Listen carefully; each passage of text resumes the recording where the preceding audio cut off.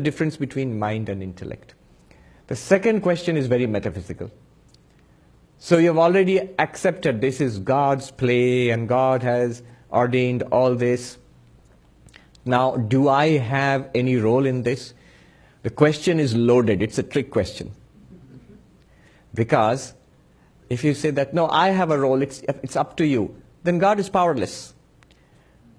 Imagine a director of a play where every actor does whatever he or she pleases. How frustrated the director would be. Everybody is improvising. Though I know that there is a whole field of improv, but even there it has to be within a certain paradigm.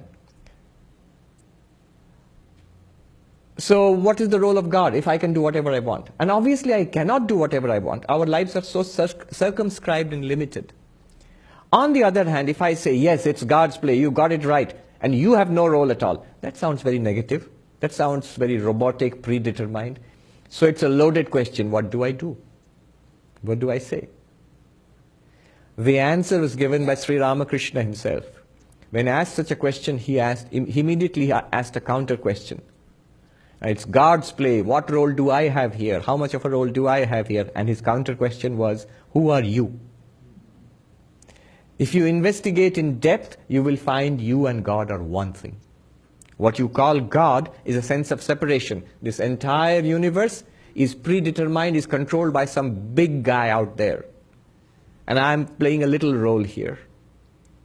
But actually, this universe, and I who am experiencing this universe, we are one consciousness in which both are appearing. Did we not just meditate? The fourth. When I say I am a little person in this God's play, the entire play and I, the little person, both of them are appearing in one consciousness, which is the real me. So there you and God are one. That's the real solution. But suppose you say, let's put non-dualism aside for a moment. The non-dualism is very convenient. You can answer every question. Though people who ask the question will say that you are doing away with the question itself. You're not really answering it.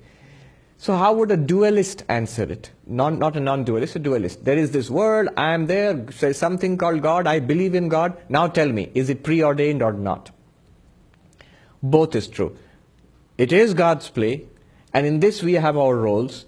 And from our point of view, we have the freedom of will to whatever we do determines the rest of our life and lives to come. What we are is the end result of whatever we have done, thought and said.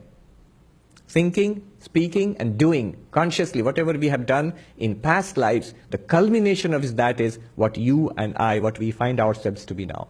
And what we do now, what we say now and what we think now, Kaya, Mano, Vakya in Sanskrit.